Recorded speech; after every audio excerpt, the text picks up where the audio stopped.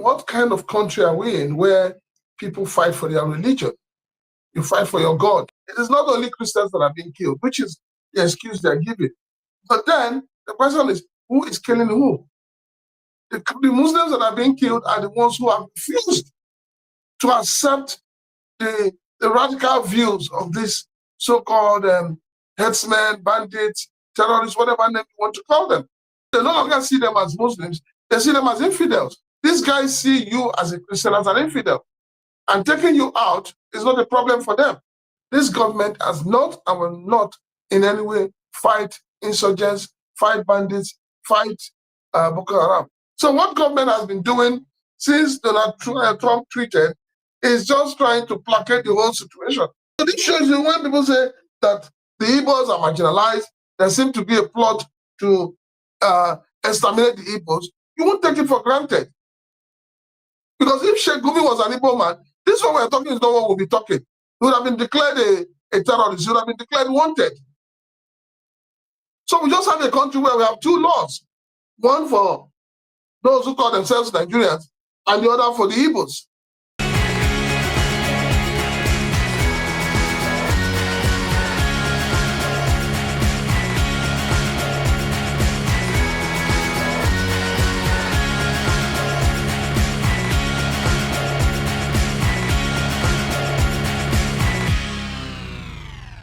When a lot of us were speaking against the Muslim ticket, when we said it was not a good thing for Nigeria, well, we are called all manner of names. Even some Christians, some men of God came out and said there was nothing wrong with it. And you ask yourself, what kind of country are we in where people fight for their religion? You fight for your God. I don't understand it. It's something I've never been able to understand. Why anybody is fighting for God when God is the omnipotent and the omniscience? Why fight for Him? You can't ask your president Bola Ahmed Tinubu not to associate with his Muslim brothers. He's a Muslim to the core. His deputy is a Muslim. So what do you expect? So when the government cannot arrest a Sheik Gumi that is in Nigeria, who has been going about claiming to have unfettered access to bandits and to killer headsmen, who has been in the forefront of advising the government on what to do. There is a big problem in the hands of government. Rather than for you as an elder statesman that you claim to be, to advise them on how best to handle it, you are telling them what to do that will rather infuriate the situation. So for me, it doesn't add up. I just know that this government has not and will not in any way fight insurgents, fight bandits, fight Boko Haram. But then it's easy to say, oh, so they're not killing them because they are Muslims. No, they're killing them because they have refused to accept their teaching. And they no longer see them as Muslims, they see them as infidels. And that is the most painful part of it. These guys see you as a Christian, as an infidel. And taking you out is not a problem for them. So what government has been doing since Donald Trump tweeted is just trying to placate the whole situation. Because if the government was serious, you will not allow somebody who has a very radical view, who does not portray the kind of message you are passing to people. You will not associate with that person. But no, for them, let him come. It's part of us. That is what Islam is all about. But it's unfortunate that the government is hobnobbing with somebody like that. And that means that the government is passing the message. A few weeks back, a few days back, you heard some of the bandits saying that it is the government that is asking them to do what they're doing. And now the government is asking them to stop. So it's an indictment on government. The government has not come out to say, we don't have a hand in this. We're not part of it. But rather than address the issue of arresting these guys, of decimating them, what is government doing? Government has been busy going abroad, spending hard-earned money, just like your Minister of Information and Minister of External Affairs went to have an interview that is now asking the Minister of Foreign Affairs, Yusuf Tugar. Call him whatever you want to call him. It's External Affairs. That's what I call him. He's the one asking the person who interviewed him to publish the whole interview, as if there is something in the interview that is different from what has been pointed out. But the point is that this government has not shown any good faith in stemming the killing of Christians. Whether we like it or not, whether we want to hide it, whether we want to, downplay it, the truth of the matter is that, yes, Christians in the north are being killed in their numbers daily. It is not only Christians that are being killed, which is the excuse they're giving. But then the question is, who is killing who? The Muslims that are being killed are the ones who have refused to accept the radical views of this so-called headsmen, bandits, terrorists, whatever name you want to call them. If you ask me about Sheik Gumi, I'll tell you that Sheik Gumi is a man who has a very dark heart. He's a man who has no human feelings. He's a man who feels that the world should bow at his nails, at his, at his beck and call.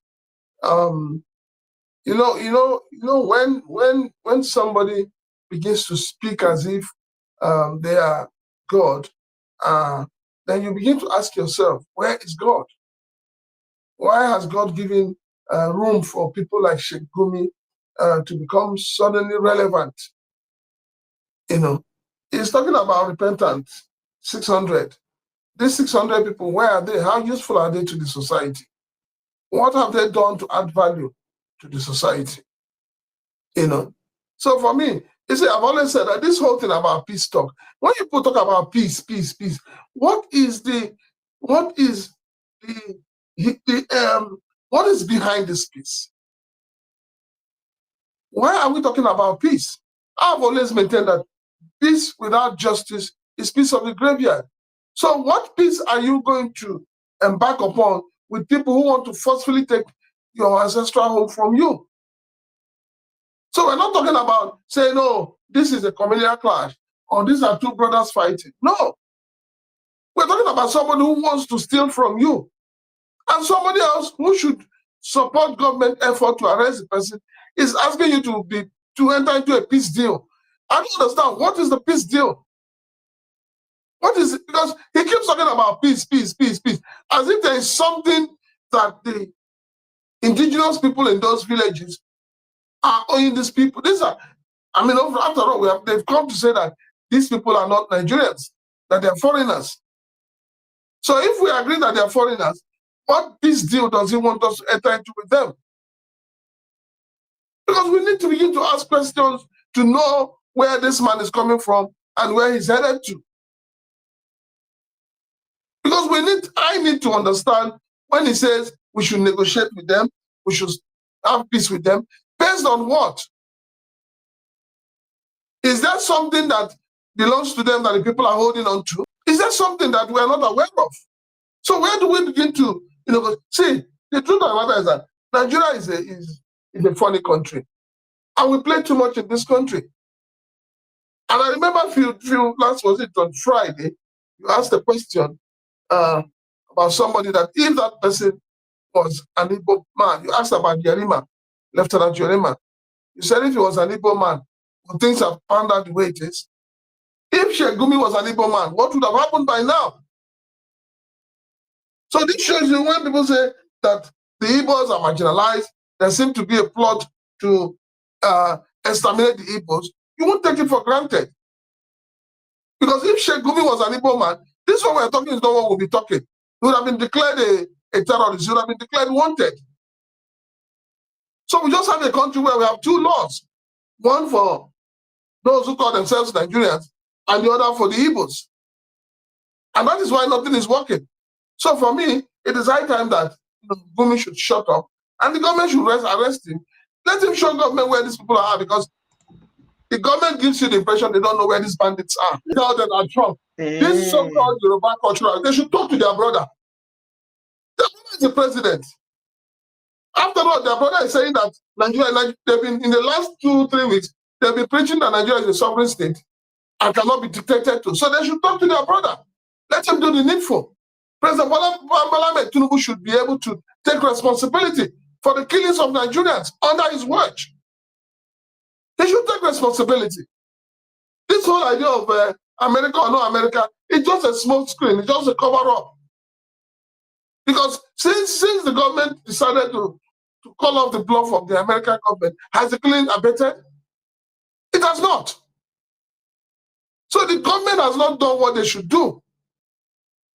So when the government comes out and start talking about patriotism, start talking about oil, start talking about mineral resources, you'll find out that what they're talking about is about what they have garnered up for themselves that they don't want to lose.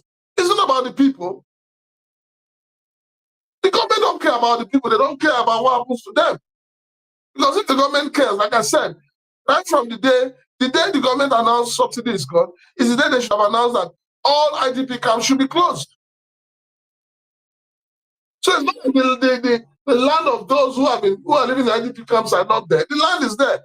Who is occupying them? Is the government not aware of those occupying them? What is the government doing about it? So let us not shift, let us not stop this whole madness of saying Donald Trump. We should hold our own leaders accountable.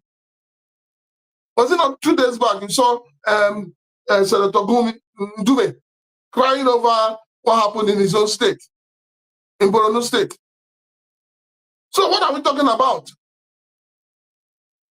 One of them will cry, I'm telling you, because the chicken has come home to roast. Most of them will cry. So we should stop looking for, say, after all, your government said that you can take care of this security. So if they can take care of this security, then the people should ask them to take responsibility.